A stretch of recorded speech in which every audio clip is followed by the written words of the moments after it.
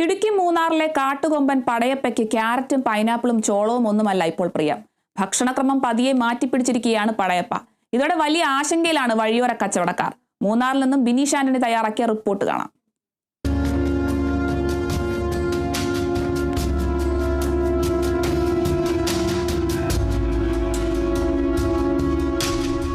പടയപ്പയെ പേടിച്ച് വഴിയോര കച്ചവടക്കാർ കച്ചവടമെന്ന് മാറ്റിപ്പിടിച്ചു നോക്കി. അവിടെയും രക്ഷയില്ല. ഭക്ഷണരീതി അപ്പാടെ മാറ്റി പടയപ്പ. நான் ஒரு ஹேண்டிகேப்டு இதை பொழிச்சு பயங்கர வந்துட்டு பயங்கர சல்லியம் செய்யுது. നേരത്തെ വന്നിട്ട് മക്കാച്ചോളം പൈനാപ്പിൾ മാംഗോ നമ്മൾ മാംഗോ വയ്ക്കുന്നില്ല, പൈനാപ്പിൾ വയ്ക്കുന്നില്ല. അതുകൊണ്ട് മക്കാച്ചോളം വയ്ക്കുന്നില്ല. ആണ് നമ്മുടെ കട വന്നിട്ട് അതുകൊണ്ടാണ് കൈ മുടിയാത്ത കൊണ്ട് നമ്മൾ വെള്ളം എടുത്ത് കൊടുത്ത് ഇന്ന് ചെറിയ ഒരു കച്ചവടം ചെയ്യാന്ന് ഓർത്താണ് നമ്മളിരിക്കുന്നത്. ഇത് വന്നിട്ട് മൊത്തം ബാക്സ് പൊക്കി റോഡിലിട്ടിട്ട് അതാണ് കളിച്ചത്.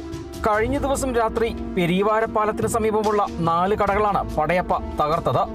വിൽപ്പനയ്ക്കായി സൂക്ഷിച്ചിരുന്ന ബ്രെഡും ബണ്ണും നൂഡിൽസും ബിസ്ക്കറ്റും ലേസും എല്ലാം അകത്താക്കി. പടയപ്പ இந்த நூடுல்ஸு இந்த பிரெட்டு இதெல்லாம் சாப்பிட்டு போகுது. இதை வச்சு தான் எங்களுக்கு வாழ்வாதாரம். சாப்பாட்டுக்கு வேறு வழி இல்லை. சாப்பிட்டு எல்லாம் போயிடுச்சு. பிரெட்டு முதல் கொண்டு சாப்பிட்டு போயிடுச்சு.